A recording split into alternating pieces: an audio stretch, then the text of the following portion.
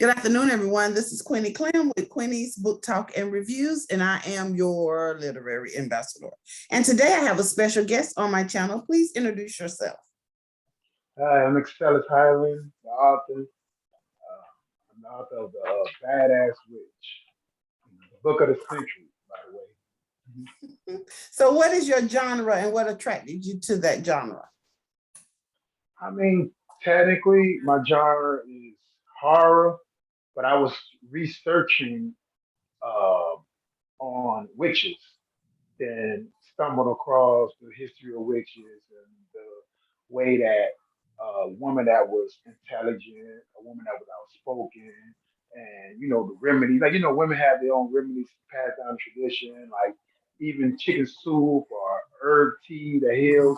And women are like four, 400 to 500 years ago was classified as witches for doing the things that women do today. So I stumbled across this. So right now it's speculative fiction with the badass witch with the novel. What inspired you to write this book?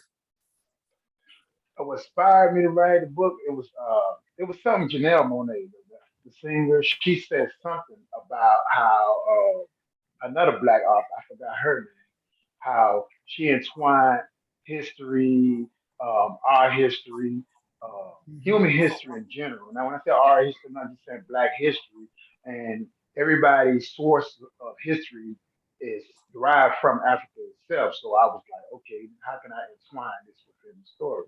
So that initiated, and plus, like I said earlier, my research on witches um, pretty much sparked the idea of the book, and then the how would I call it, the Sentinel, Mhm. the 100-year anniversary of suffrage, women rights to vote, and it made me okay. You know what? Let me give my homage to women. So that's what it was. Okay, can you tell us a little about your book?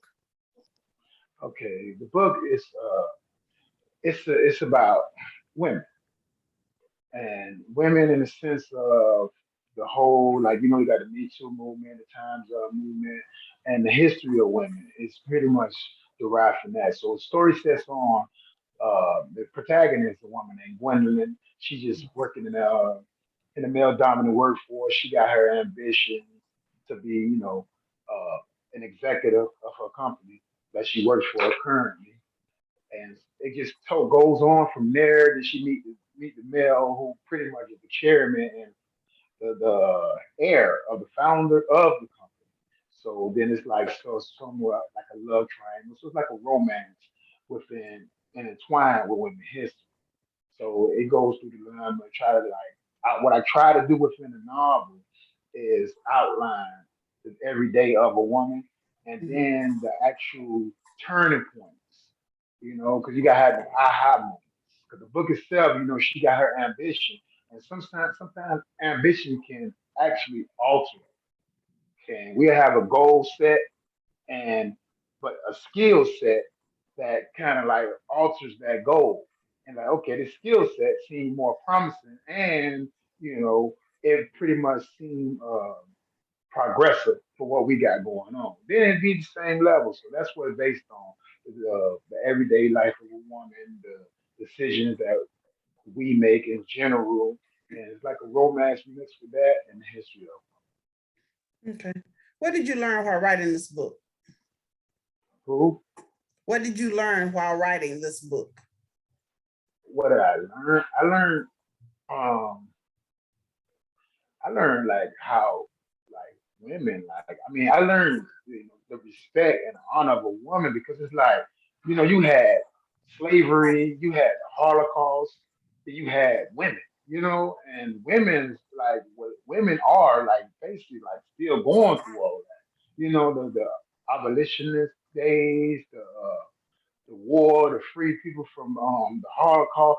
I mean, women still going at it, being like subhuman is like every day for a woman. A woman got to go extra. A woman got to do extra. And it's like when you got guys who actually be in the top, you like, well, like the movie Hidden Figures. I try to build around that also within the novel.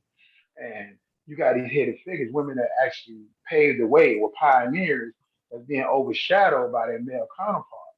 because right now we in that patriotic days. Unlike like us, like when I say us now, it's like and black people, we have the tendency whereas we always look toward the mom, no matter what. Even daddy could be there, daddy could be doing his thing, but it was mama's house, regardless.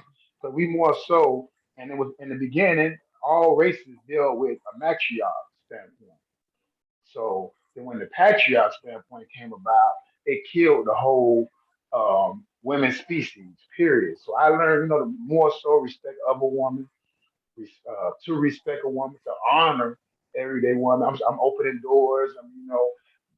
I ain't gonna light no cigarettes. I ain't gonna tell you no lie. But as a result, take off my jacket, all the puddle thing, all that. So I learned to respect women. Okay. How did you develop your plot and characters? History. History and Martin history, her story.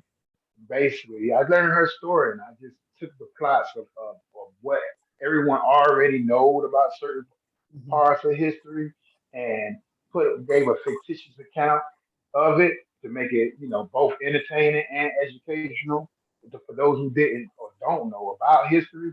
So that's what. Okay. What's the significance of the title? The badass. Badass been like it's been like the known thing for people that actually stepping across those lines. And witch itself, I'm gonna tell you something about the witch itself. See, I define witch as an intelligent, outspoken, ambitious, and bold woman. Now that's not the definition in whole. Mhm. It just shows. I wanted to show like I wanted witch. I want witch to be the new euphemism. Like once upon a time, women was given the derogatory term bitch, and they turned it around and made it a euphemism to define, their defiance, their drive, et cetera, et cetera. So, but then at the end of the day, it's still a female dog. You know what I mean? Mhm. Mhm. So, and as a dog, you can't be dogged out still are viewed as a dog. A dog is insignificant. Dog is subhuman. They think that people think dog human, but no, they ain't human. But they're giving them little scraps off their plate, and that ain't the nature. That ain't times out. Women trying to like actually eat off a real plate. You know what I mean? So witch itself, I want it to be that new defined word for a woman. To pretty much say, okay, yeah, I'm a witch. Feel me? Because all those women who stepped out and branched out, did what they had to do, was outspoken and was actually had their own minds, and they was crucified basically because the trials of a witch was basically death. You had one trial where a woman was there, put a woman in water. If she drowned, she wasn't a witch, but if she doesn't drown, she's a witch. So it's like they damn it, they do, they damn it, they don't. So I want Mhm. witch, the significant. I want to be like, not only I'm that witch, I'm a witch, I'm that badass witch. You know what I mean? So Okay. that's the significance behind Okay. What was the most difficult part about writing for you? that. This particular book I write in general. Writing in general. Okay, see, I got a pass, I got a shady pass. I was once, I was arrested when I was 15 years old. And so I had when I was arrested at 15, I had a seventh grade reading comprehension level.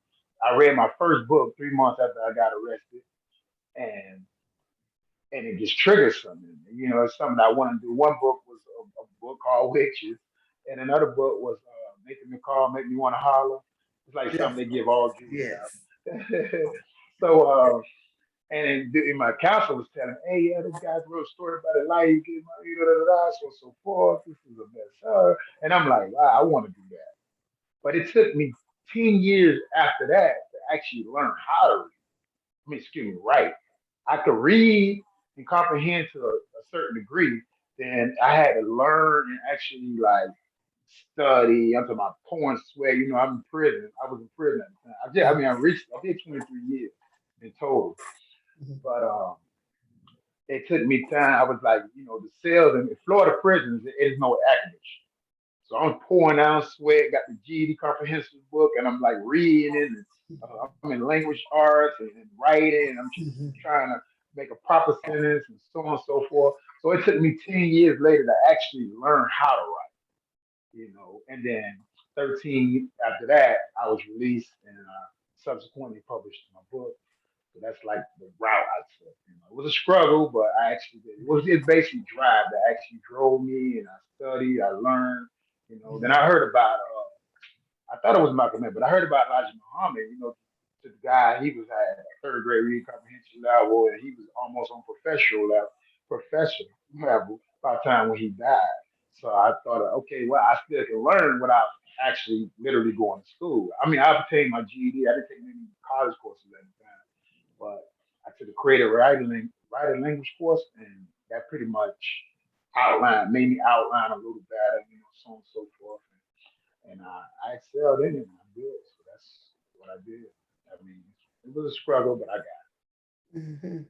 On a typical day, how much time do you spend writing? it. On a typical day, oh, I can't say. It's like on a typical day, I won't say it would be time, because it would be a time I write 8 sentences in one day. But then there'll be times when that character is like going through it, like that character talking, like you got to talk about me, like I'm here, and you pretty much you got to write it, and that character might go to this chapter, that chapter, and that storyline just keeps going and flows. So it would be like almost like once upon a time, it's like it fluctuates. Sometimes it'd be 5 hours, sometimes it could be 16 hours, then my hand go to talking to my body, I mean to my mind, to telling my mind, hey, listen, man, stop playing. We've been doing this too long. Let this Mhm. dude stop. So yeah, roughly within that time. Like, the longest is 16 hours, the shortest 5 hours. Can you read a snippet from your book? Okay, yeah.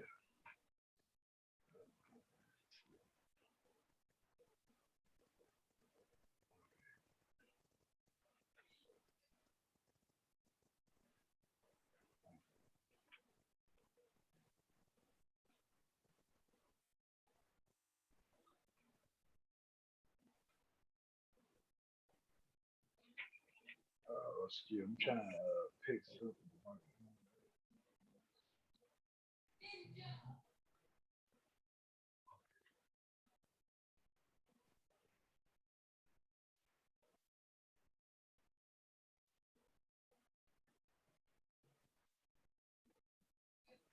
Sorry.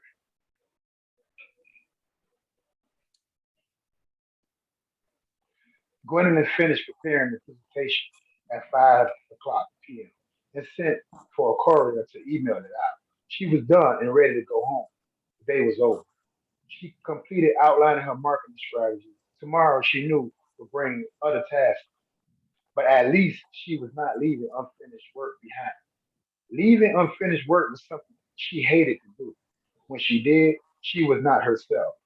It felt as if she was attaching on a new effort to an old deed, like attaching young legs to an old body. It will walk and run fine, but the look will not coincide with each other. And the entire body of work will have different functions, some moving accordingly, others barely moving. Therefore, to have work finished was to have an even body to work to function on one accord. Okay. Now, the women in your life, have they read this book? What did they think about it? Mm, I can't really say. They it's like they see the significance behind Mhm. it. Some a lot of people try to identify that. Oh, I know you, so you probably did this and did that, and implemented me or incorporated how I am. But many like relate to the actual protagonist, to the backstories, because it's like an assortment of backstories, outline. You got known people, unknown people, some fictitious, and all using a fictitious account. But some just, they can relate, and some identify, and So I'm even inspired. And that's what I try. I want. That's the ones that I really like. Okay, the ones who inspire. He want to like I want to just get this go going, let it go. And that's the movement. I want to start a movement, initiate a movement, and I mean not start a movement. It's already going, but it's like actually, not just piggyback off of it, but have this new voice. That's pretty much what it was. I can't really say. I would have to ask. To tell you the truth. Okay. What has been your greatest accomplishment thus far in your literary career?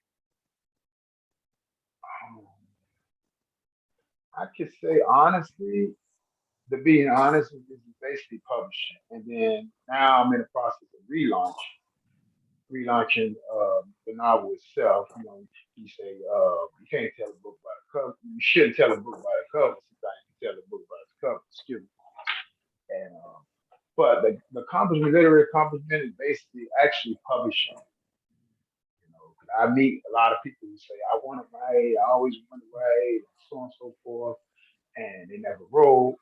And to actually get to that point of publishing is like accomplishment. It's like the greatest accomplishment. Like now I'm like within a line, of novels. I mean, at one time I read in the dictionary and looked up the definition immortal, and they define it immortal as an author.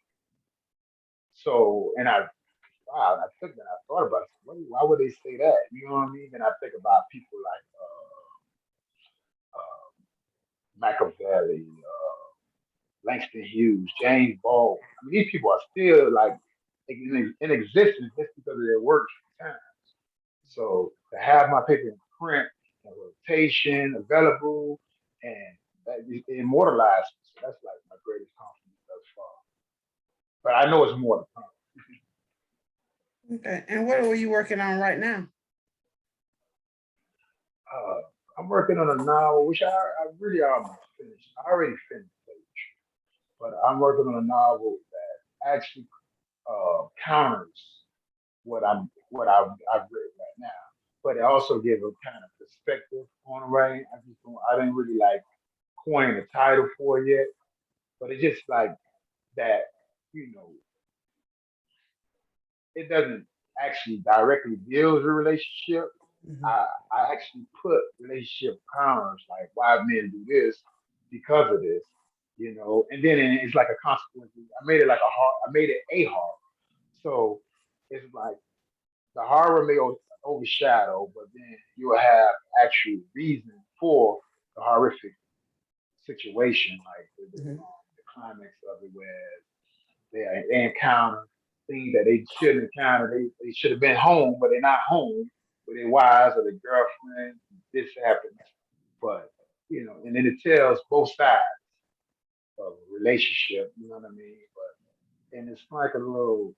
It's like I say, it was be counter, and it's counter what I've written so far, but I think it's a real problem. I have yet the title, just leaving it like that for now on. Okay. How did you come up with the cover? With the cover, the original cover, which is the original novel, which is the witch thing. I wanted for any woman to be like, okay, she can wear this hat. She could be a Gwendolyn, she could be a Jamila, she could be Beyonce, or any woman that actually holding her own in this Mhm. thing. Cleopatra. A lot of people don't know the face of Cleopatra. They think of Cleopatra as probably like one of those Kardashians, but they didn't know Cleopatra was a full size woman. You know what I mean? She had a big nose and so on and so forth. She had exotic eyes because of her heritage. She was Macedonian plus African. So I wanted every woman, every walk, every shape, every size, every existence, every look to actually, see themselves and be like, okay, I can wear this. I could be this badass. I didn't want to just put it out. So as a result, that's what came up with the vision. And then now with the relaunch, I'm in the process of relaunching and coming to the grass. So I changed the cat. This is the new cover right here. to actually define woman, and this woman in particular on this cover. And I wanted the woman to be in the sky because it's saying that it illustrates not only skies the limit, is that you are in the sky. You're not the angel, but the world can be over. The city is up under you. The city is yours. So I put the city up under in order to outline that the city is yours. It's a big Mhm. city, but you're on top of the city. And when you realize that, you know that, you acknowledge that, then you can be that badass with you so destined to be. Okay. Well, how can readers find you and your book? My book is on Amazon, it's social media site. I'm still getting Clint together with my website, but I'm on all social media sites, Excellus Hyland, the author, and you can contact me, reach me, and add my books on sale on Amazon, and I'm in rotation. Direct messaging for authors, signature, autograph copies, so on and so forth is available also. And in the meantime, and like I say, this is the I'm in the process. The original novel that's on sale is the non-edited version. And my story is this. My story is this. I was released a year ago, exactly a year ago, like a year and 3 weeks ago, August the 12th, 2020. I was released and with $50. $50, that's it. Like, no home, nobody talking about they gonna let me sleep on their couch, not even their floor.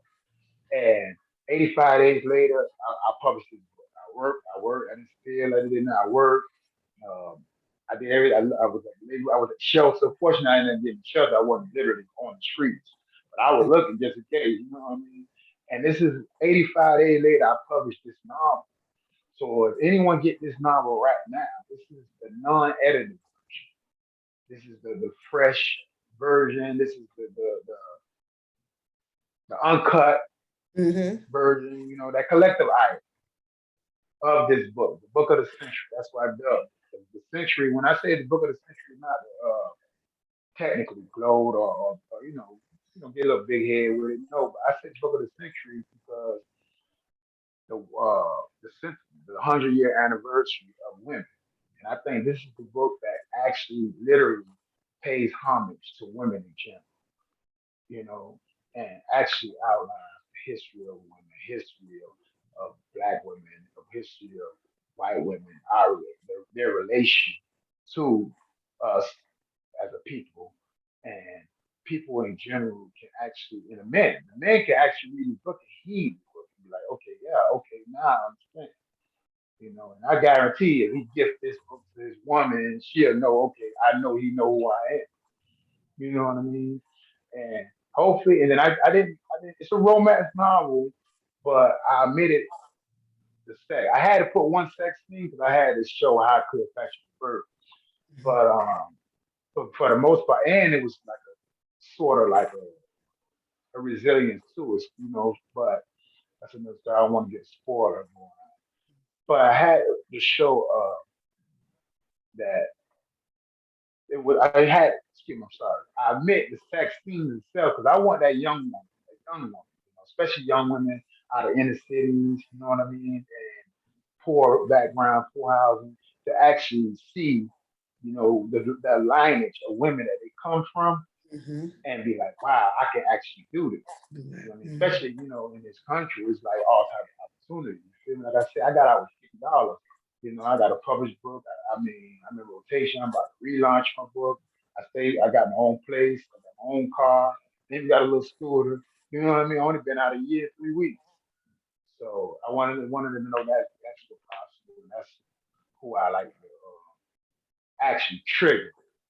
That's the whole part. Trigger that. Trigger that. Mm-hmm. That's what I'm coming. Is there anything else you would like to add before we close? Um, I mean, go get this book. Go get this collective item. Badass Witch. More than fun. Hashtag to be continued. Hashtag waiting to excel. I'm coming really just waiting to excel. It's going to be a foundation on that soon. It's waiting to excel. It's not just a play on my name, Excellus, but it's actually waiting to excel. You're showing everybody. Like if you want to do something, just do it. Take those little initiated steps, and just do it. Don't wait. Sometimes I ain't like you polish your craft and all that stuff going on, but we study and apply. That's the whole group. So, that's what it is right there. I hope everybody enjoy and just love life. Life is really short. Actually, guy that did 23 years in prison, he's like, wow. You know what I mean? Life is good. That's all. All right. Well, thank you for coming in today. I really appreciate it. All right. This is Queenie Clem with Queenie's Book Talk and Reviews. Happy reading. Bye, y'all.